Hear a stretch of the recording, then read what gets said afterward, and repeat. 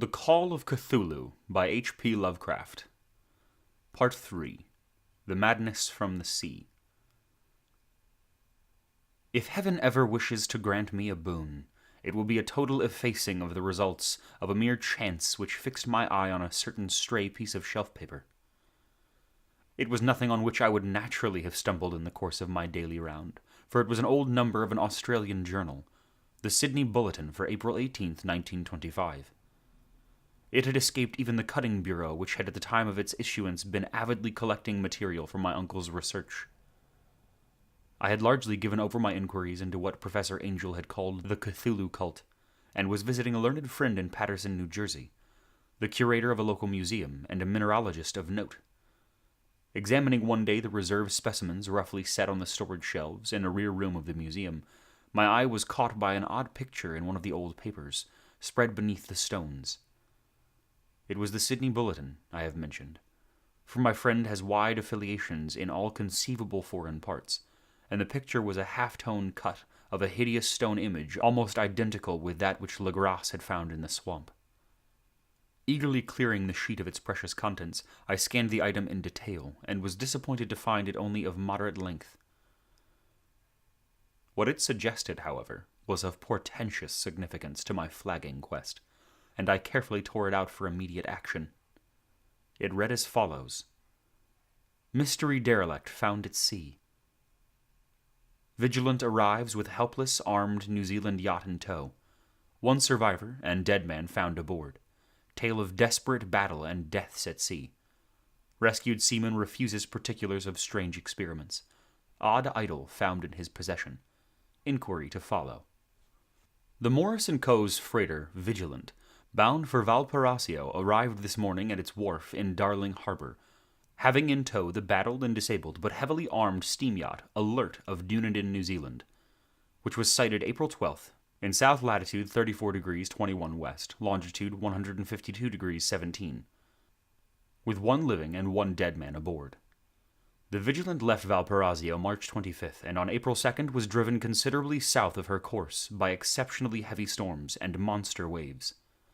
On April 12th, the derelict was sighted, and though apparently deserted, was found upon boarding to contain one survivor in a half-delirious condition, and one man who had evidently been dead for more than a week. The living man was clutching a horrible stone idol of unknown origin, about a foot in height, regarding whose nature authorities at Sydney University, the Royal Society, and the Museum in College Street all profess simply bafflement, and which the survivor says he found in the cabin of the yacht, in a small carved shrine of common pattern. This man, after recovering his senses, told an exceedingly strange story of piracy and slaughter. He is Gustaf Johansen, a Norwegian of some intelligence, and had been a second mate on the two-masted schooner Emma of Auckland, which sailed for Callao February 20th with a complement of 11 men. The Emma, he says, was delayed and thrown wildly south of her course by the great storm of March 1st, and on March 22nd, in south latitude 49, 51 west, longitude 128, 34, encountered the Alert, manned by a queer and evil-looking crew of Kanakans and half-castes, being ordered peremptorily to turn back. Captain Collins refused, whereupon the strange crew began to fire savagely and without warning upon the schooner, with a peculiarly heavy battery of brass cannon, forming part of the yacht's equipment.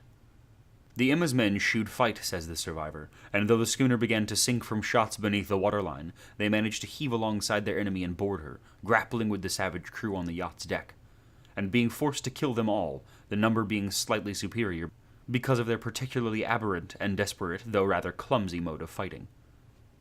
3 of the Emma's men, including Captain Collins and First Mate Green, were killed, and the remaining 8 under Second Mate Johansen proceeded to navigate the captured yacht, going ahead in their original direction to see if any reason for their ordering back had existed. The next day, it appears, they raised and landed on a small island, although none is known to exist in that part of the ocean, and 6 of the men somehow died ashore, though Johansen is queerly reticent about this part of his story, and speaks only of their falling into a rock chasm. Later, it seems, he and one companion boarded the yacht and tried to manage her, but were beaten about by the storm of April 2nd. From that time till his rescue on the 12th, the man remembers little, and he does not even recall when William Bryden, his companion, died. Bryden's death reveals no apparent cause, and was probably due to excitement or exposure. Cable advices from Dunedin report that the Alert was well known there as an island trader and bore an evil reputation along the waterfront. It was owned by a curious group of half-castes whose frequent meetings and night trips into the woods attracted no little curiosity, and it had set sail in great haste just after the storm and earth tremors of March 1st. Our Auckland correspondence gives the Emma and her crew an excellent reputation, and Johansen is described as a sober and worthy man. The Admiralty will institute an inquiry into the whole matter beginning tomorrow, at which every effort will be made to induce Johansen to speak more freely than he has done hitherto.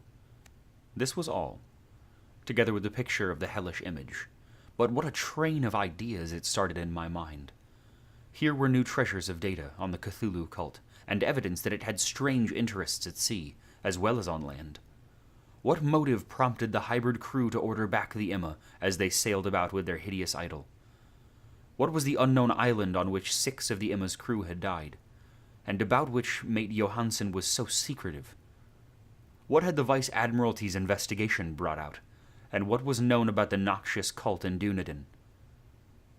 And most marvelous of all, what deep and more than natural linkage of dates was this which gave a malign and now undeniable significance to the various turns of events so carefully noted by my uncle? March 1st, our February 28th, according to the international dateline, the earthquake and storm had come. From Dunedin, the Alert and her noisome crew had darted eagerly forth, as if imperiously summoned, and on the other side of the earth, poets and artists began to dream of strange, dark, cyclopean cities, whilst a young sculptor had molded in his sleep the form of the dreaded Cthulhu. March 23rd, the crew of the Emma landed on an unknown island and left 6 men dead. And on that date, the dreams of sensitive men assumed a heightened vividness and darkened with dread of a giant monster's malign pursuit, whilst an architect had gone mad and a sculptor had lapsed suddenly into delirium. And what of this storm of April 2nd, the date on which all dreams of the dank city ceased, and Wilcox emerged unharmed from the bondage of a strange fever? What of all this, and of those hints of old Castro about the sunken, star-born old ones, and their coming reign, their faithful cult and their mastery of dreams? Was I now tottering on the brink of cosmic horrors beyond man's power to bear? If so, they must be horrors of the mind alone, for in some way the 2nd of April had put a stop to whatever monstrous menace had begun its siege of mankind's soul. That evening, after a day of hurried cabling and arranging, I bade my host adieu and took a train for San Francisco. In less than a month I was in Dunedin, where, however, I found that little was known of the strange cult members who had lingered in the Old Seas Tavern. Waterfront scum was far too common for a special mention, though there was vague talk about one island trip these mongrels had made, during which faint drumming and red flame were noticed on the distant hills. In Auckland, I learned that Johansen had returned, with yellow hair turned white, after a perfunctory and inconclusive questioning at Sydney, and had thereafter sold his cottage in West Street and sailed with his wife to his old home in Oslo. Of his stirring experience he would tell his friends no more than he had told the Admiralty, and all they could do was to give me his Oslo address. After that I went to Sydney and talked profitlessly with the seamen and members of the Vice Admiralty Court. I saw the Alert, now sold and in commercial use, at Circular Quay in Sydney Cove, but gained nothing from its non-committal bulk. The crouching image with its cuttlefish head, dragon body, scaly wings, and hieroglyphed petal was preserved in the museum at Hyde Park, and I studied it long and well, finding it a thing of balefully exquisite workmanship. And with the same utter mystery, terrible antiquity, and unearthly strangeness of material which I had noted in Legras's smaller specimen. Geologists, the curate told me, had found it a monstrous puzzle, for they vowed that the world held no rock like it.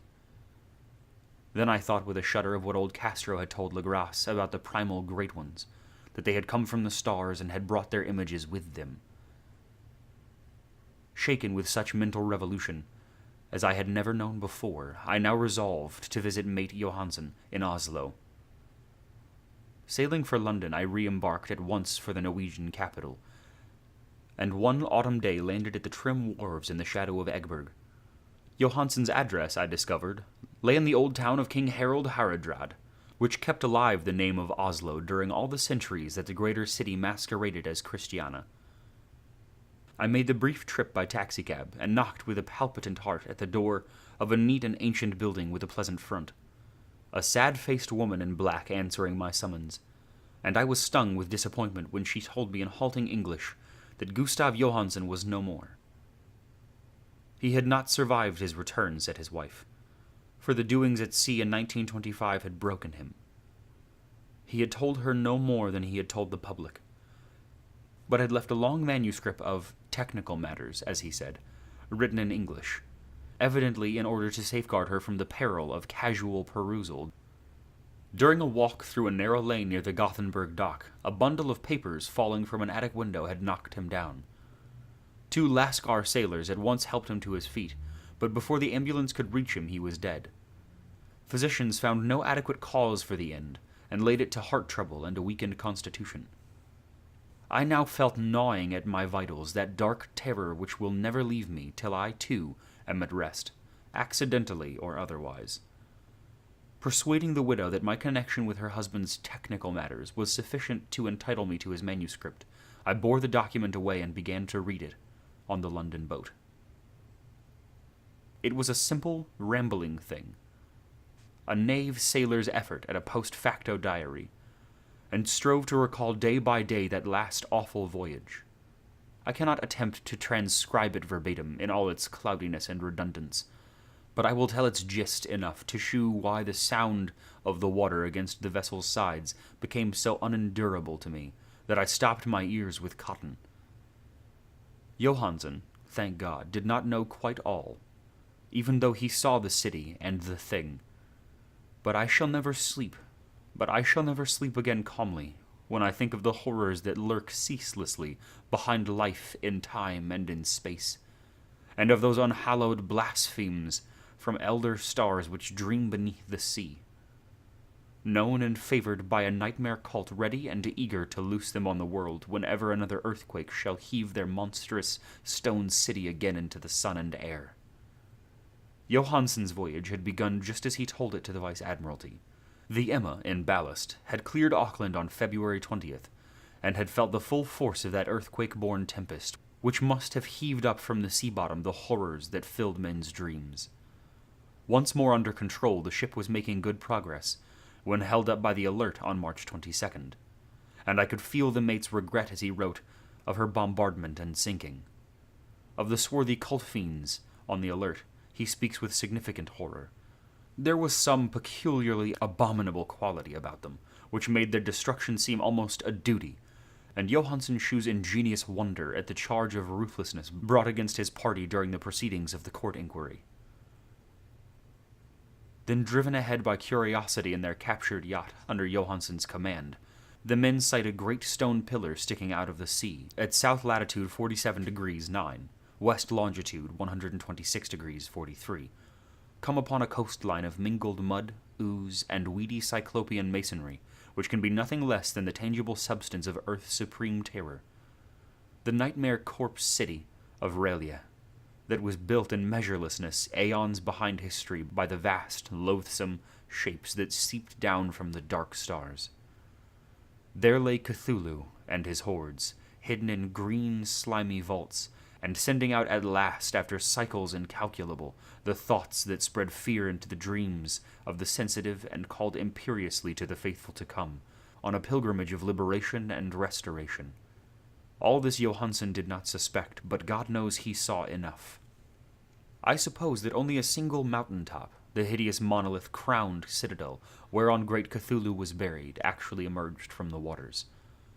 When I think of the extent of all that may be brooding down there, I almost wish to kill myself forthwith.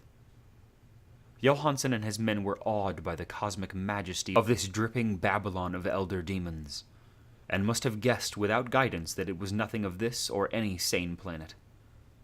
Awe at the unbelievable size of the greenish stone blocks, and the dizzying height of the great cavern monolith, and the stupefying identity of the colossal statues and bas-reliefs, with the queer image found in the shrine on the Alert, is poignantly visible in every line of the mate's frightened description. Without knowing what futurism is like, Johansen achieved something very close to it when he spoke of the city. For instead of describing any definite structure or building, he dwells only on broad impressions of vast angles and stone surfaces. Surfaces too great to belong to anything right or proper for this earth, and impious with horrible images and hieroglyphs.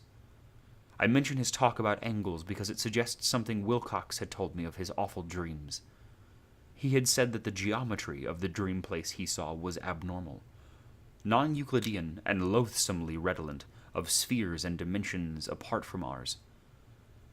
Now an unlettered seaman felt the same thing whilst gazing at the terrible reality. Johansen and his men landed at a sloping mud bank on this monstrous acropolis, and clambered slipperily up over Titan oozy blocks, which could have been no mortal staircase. The very sun of heaven seemed distorted when viewed through the polarizing miasma welling out from this sea-soaked perversion, and twisted menace of suspense lurked leeringly in those crazily elusive angles of carven rock, where a second glance shewed concavity after the first shewed convexity. Something very like fright had come over all the explorers before anything more definite than rock and ooze and weed was seen.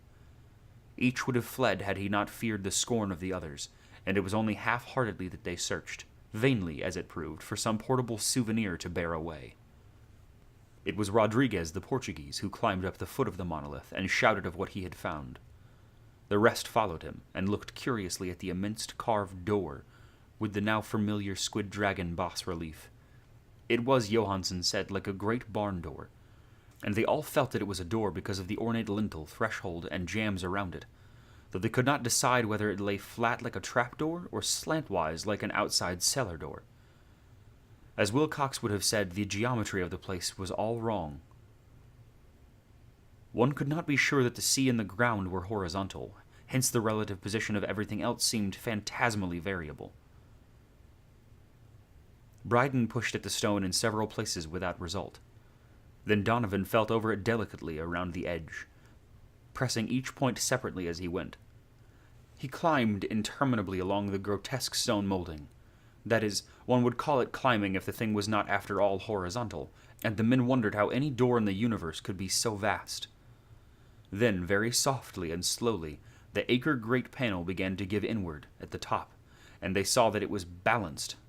Donovan slid, or somehow propelled himself down or along the jamb and rejoined his fellows. And everyone watched the queer recession of the monstrously carven portal. In this fantasy of prismatic distortion it moved anomalously, in a diagonal way, so that all the rules of matter and perspective seemed upset. The aperture was black with a darkness almost material. That tenebrousness was indeed a positive quality, for it obscured such part of the inner walls as ought to have been revealed, and actually burst forth like smoke from its aeon-long imprisonment, visibly darkening the sun as it slunk away into the shrunken and gibbous sky on flapping membranous wings. The odor arising from the newly opened depths was intolerable, and at length the quick-eared Hawkins thought he heard a nasty, slopping sound down there. Everyone listened, and everyone was listening still when it lumbered slobberingly into sight and gropingly squeezed its gelatinous green immensity through the black doorway, into the tainted outside air of that poisoned city of madness. Poor Johansen's handwriting almost gave out when he wrote of this. Of the 6 men who never reached the ship, he thinks 2 perished of pure fright in that accursed instant. The thing cannot be described. There is no language for such abysms of shrieking and immemorial lunacy, such eldritch contradictions of all matter, force, and cosmic wonder. A mountain walked or stumbled. God, what a wonder that across the earth a great architect went mad, and poor Wilcox raved with fear in that telepathic instant. The thing of the idols, the green, sticky spawn of the stars, had awaked to claim his own. The stars were right again, and what an age-old cult had failed to do by design, a band of innocent sailors had done by accident. After vigintillions of years, great Cthulhu was loose again, and ravening for delight. 3 men were swept up by the flabby claws before anyone turned. God rest them, if there be any rest in the universe. They were Donovan, Guerrera, and Angstrom. Parker slipped as the other three were plunging frenziedly over endless vistas of dark green-crusted rock to the boat, and Johansen swears that he was swallowed up by an angle of masonry which shouldn't have been there. An angle which was acute, but behaved as if it were obtuse. So only Bryden and Johansen reached the boat and pulled desperately for the Alert, as the mountainous monstrosity flopped down the slimy stones and hesitated floundering at the edge of the water. Steam had not been suffered to go down entirely, despite the departure of all hands for the shore, and it was the work of only a few moments of feverish rushing up and down between the wheel and the engines to get the Alert under way. Slowly, amidst the distorted horrors of that indescribable scene, she began to churn the lethal waters. Whilst on the masonry of that charnel shore that was not of earth, the Titan thing from the stars slavered and gibbered like Polypheme, cursing the fleeing ship of Odysseus. Then, bolder than that storied Cyclops, great Cthulhu slid greasily into the water and began to pursue, with vast wave-raising strokes of cosmic potency. Biden looked back and went mad, laughing shrilly as he kept on laughing at intervals, till death found him one night in the cabin, whilst Johansen was wandering deliriously. But Johansen had not given out yet, knowing that the thing could surely overtake the Alert. Until steam was fully up, he resolved on a desperate chance, and setting the engine for full speed, ran lightning-like on deck and reversed the wheel. There was a mighty eddying and foaming in the noisome brine, and the steam mounted higher and higher. The brave Norwegian drove his vessel head-on against the pursuing jelly, which rose above the unclean froth like the stern of a demon galleon. The awful squidhead with writhing feelers came nearly up to the bowsprit of the sturdy yacht, but Johansen drove on relentlessly. There was a bursting as of an exploding bladder, a slushy nastiness as of cloven sunfish, a stench as of 1,000 open graves, and a sound that the chronicler would not put on paper. For an instant the ship was befouled by an acrid and blinding green cloud, and then there was only venomous seething astern, where God in heaven, the scattered plasticity of the nameless sky swan was nebulously recombining in its hateful original form, whilst its distant widened every second as the Alert gained impetus from its mounting steam. That was all. After that, Johansen only brooded over the idol in the cabin, and attended to a few matters of food for himself and the laughing maniac. He did not try to navigate after the first bold flight, for the reaction had taken something out of his soul. Then came the storm of April 2nd, and a gathering of the clouds above his consciousness. There is a sense of spectral whirling through liquid gulfs of infinity, of dizzying rides through reeling universes on a comet's tail, and of hysterical plunges from the pit to the moon, and from the moon back again to the pit, all livened by a cachinnating chorus of the distorted, hilarious elder gods and the green, bat-winged mocking imps of Tartarus. Out of that dream came rescue. The Vigilant, the Vice-Admiralty Court, the streets of Dunedin, and the long voyage back home to the old house by the Edgeburg. He could not tell. They would think him mad. He would write of what he knew before death came. But his wife must not guess. Death would be a boon, if only it could blot out the memories. That was the document I read, and now I have placed it in the tin box beside the bas-relief and the papers of Professor Angel. With it shall go this record of mine, this test of my own sanity, wherein is pieced together that which I hope may never be pieced together again. I have looked upon all that the universe has to hold of horror, and even the skies of spring and the flowers of summer must ever afterward be poisoned to me. But I do not think my life will be long. As my uncle went, as poor Johansen went, so shall I go. I know too much, and the cult still lives. Cthulhu still lives, too, I suppose. Again in that chasm of stone which has shielded him since the sun was young. His accursed city is sunken once more, for the Vigilant sailed over the spot of the April storm. But his ministers on earth still bellow and prance and slay around idol-capped monoliths in lonely places. He must have been trapped by the sinking with his black abyss, or else the world would by now be screaming with fright and frenzy. Who knows the end? What has risen may sink, and what has sunk may rise.